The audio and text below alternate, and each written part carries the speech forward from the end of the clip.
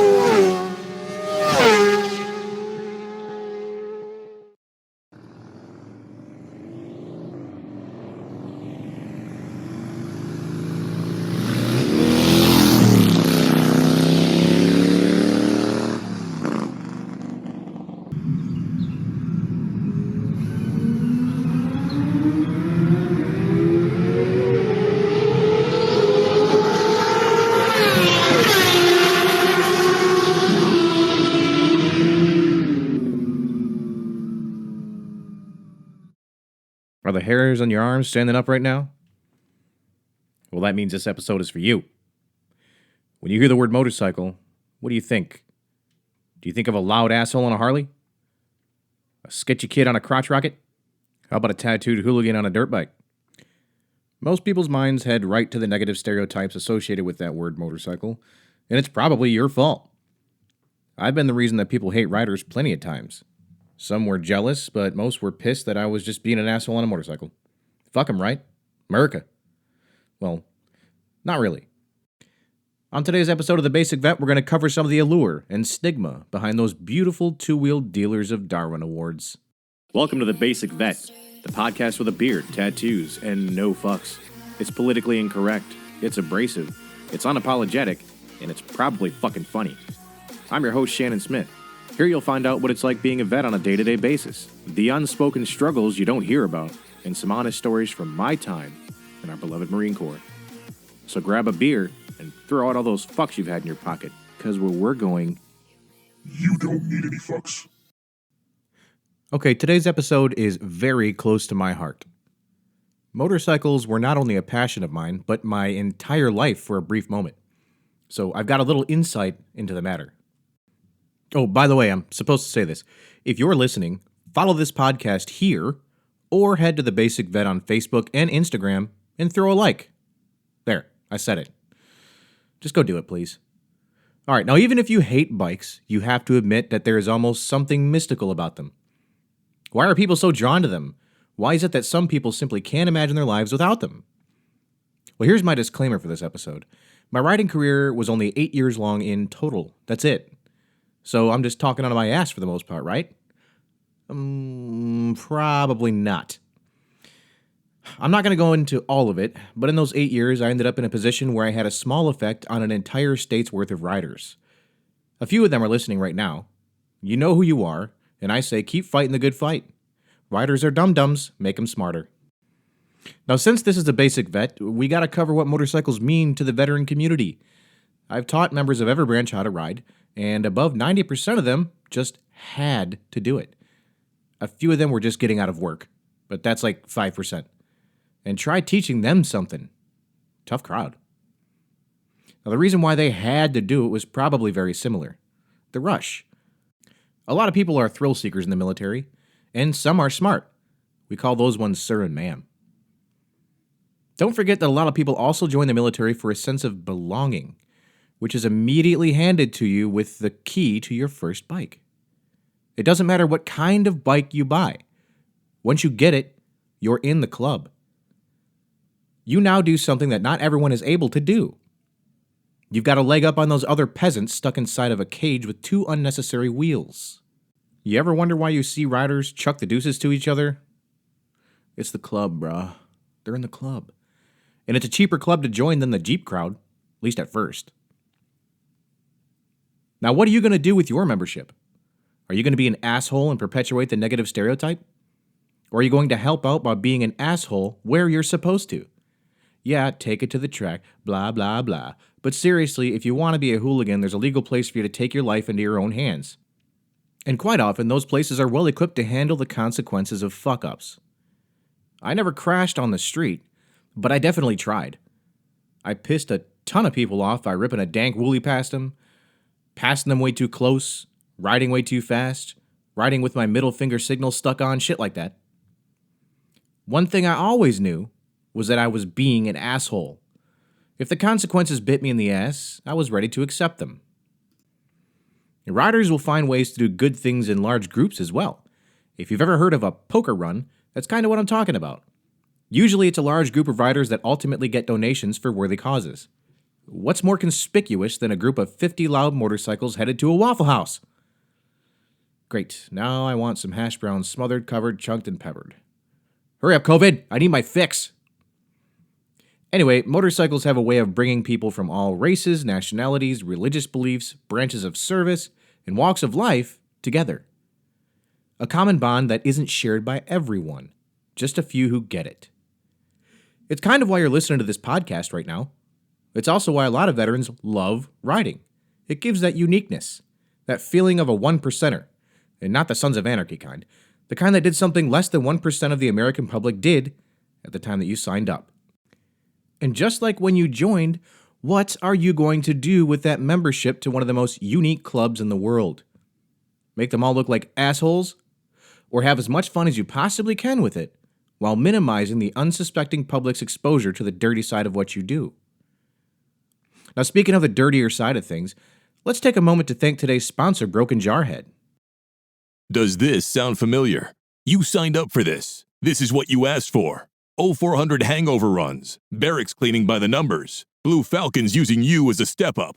So, what's the problem? Jody got your girl? Does your poor little back hurt? Are your knees sore? Take an ibuprofen. Oh, you're depressed? Take an ibuprofen. You're mad your alcoholic gunny with 7 kids and 3 divorces is telling you how to live your life? Take an ibuprofen and shut your sweet mouth. You better shit some morale and get back and fight. Broken Jarhead. Here when morale is mandatory. Now, I'm particularly excited to announce that Broken Jarhead has just released something that motorcyclists love: vest candy. Broken Jarhead now has pins that you can put on your vest. So if you're a rider and you're a veteran rider, go over to brokenjarhead.com and grab your Embrace the Suck pin and throw that fucker on your vest. I just ordered mine, so once that thing gets here, I'll put it on one of my riding jackets and get a picture of it for you. All right, now I know for a fact that I can't throw my leg over a sport bike and not go too fast on a public street.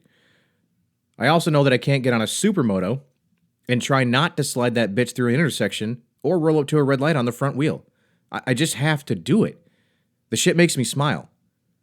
Now, I've now sold my rather large collection of bikes that I had at one point, but I still have one left in my dining room, just like everyone else, right? Everyone has a bike in their dining room. Now, motorcycles are never going to leave my life completely, much like everyone else that ever got that first smile once they learned how to make the bike go straight and not into a wall. I've seen that face on hundreds of first-time riders. As a matter of fact, the only job that I ever truly loved right up until the end was motorcycle safety. I remember going to work angry sometimes because I hate mornings. But as soon as those bikes started rolling, my smile came back, along with my why behind the job. Now back to why veterans love motorcycles. If you look into the founding of various famous motorcycle clubs, you'll notice a common theme start to form. A lot of clubs are founded by military members. Go ahead and Google it. It's not always true, but it's true enough to start forming a stereotype. For me, motorcycles were in my life from birth. My dad's nickname was Harley John, and our neighbor at that time built and fixed bikes in his garage, so you can put 2 and 2 together. Thankfully, I didn't get my first one until I was about 28 and slightly more mature. Hell, I did it backwards. I had a kid and then bought a bike right after. I guess it was a now or never thing for me. I didn't think it was going to take over my life completely back then the way it did. Eventually, motorcycles became what I was known for. Well, that and being an asshole. Actually, I think the only 2 types of riding I didn't try were ice racing and trials riding. Oh, and sidecar racing. Those guys are certifiable though, man. If you feel froggy, go look up sidecar motocross racing and then brace for the pain. Every previously broken bone in my body hurts whenever I watch that shit. In a way, the motorcycle community is a lot like the military. We all make fun of each other's branches, and even the stereotypes within our own branches get made fun of. Bikes aren't different in that aspect. Cruiser riders make fun of sport bike riders, and within those respective groups are their own stereotypes that are made fun of. Those are just the two most prevalent groups as an example. But just like vets have one thing in common no matter who they are, so do riders. A choice to do something different and dangerous. Whether or not you're good at it is another story completely. There are endless opportunities to get into a similar activity, but bikes are a lot more accessible than, say, skydiving. Riding has brought more joy to my life as a whole than really anything else has. Hell, there are people that I've met that only have one bike and they just travel. Now that isn't for me, but damn, is that ever the ultimate nomadic life. If all you ever do is drive a car, you'll never understand how we feel. Even a convertible is just underwhelming when you compare it to a motorcycle. But convertibles are way less, deathy. Holding your own mortality in the literal palms of your hands is kind of cool, which is why I got so interested in how bikes actually do what they do physically. Think about this. When you want to turn left in your car, you just turn the wheel left. On a motorcycle, at regular traffic speeds, that shit does not work out. You can't just turn the handlebars to the left and expect the bike to go that way immediately. Sure, it can, but it's way slower than if you turn the handlebars in the opposite direction that you want to go at first for a second. And that's just the tip of the iceberg when it comes to controlling a motorcycle the right way. So I'll just stop right there. I will touch on the subject a little bit more, though. There are plenty of schools, books, videos, blogs, websites, and different people out there that believe their way is the right way to ride. It's downright culty in a lot of cases, just like a lot of motorcycle clubs. Now, if you ride, you've definitely seen it. If you're going to ride, you will see it. Take in all the information you can and use what is useful to you. I never once got on my bike hoping to die, but I knew that I was asking for it every single time. Luckily, I never cashed in all my chips and kept learning new ways to ride. If you think you're a good rider, you aren't. I can't count the number of 40 to 70-something-year-old riders I taught that thought just because they've ridden for so long, they're good. Those were my worst students in 9 out of 10 cases. It wasn't my job to judge them. It was my job to find a way to get through to that dum-dum. It's not easy when all they see is a young guy that just said he's only ridden for less than 10 years. And for the instructors, if you think you're a good instructor, you're more than likely a narcissistic asswipe that would do anything to get views on YouTube like, I don't know, wear wigs and cross-dress while you try and build up your own little cult following in between harassing female students. Yeah, that's for you, buddy. Now, do you think your riding skills are awesome? Well, then you're one of the assholes. Do you think your bike entitles you to the entire road? You're one of the assholes. Do you rev your bike to try and intimidate other drivers? You might be an asshole. Do you listen to this podcast? You are definitely an asshole that I like. I'm not going to get into the safety aspect of riding and start getting all preachy. I'm not going to tell you to or not to wear a helmet. Just don't be an asshole so much and maybe take a class or two. Hell, if you live in Pennsylvania, they give away the training for free. All it costs is time and humility. Drop your pride and learn to ride. Oh shit, hey, there's your new replacement for the useless Live Free Ride Alive program slogan that some idiot came up with years ago here. Seriously, will you change that garbage already? It's as old as everyone in Abate. Alright, well, there you have it. You're probably the reason that people think motorcyclists are assholes.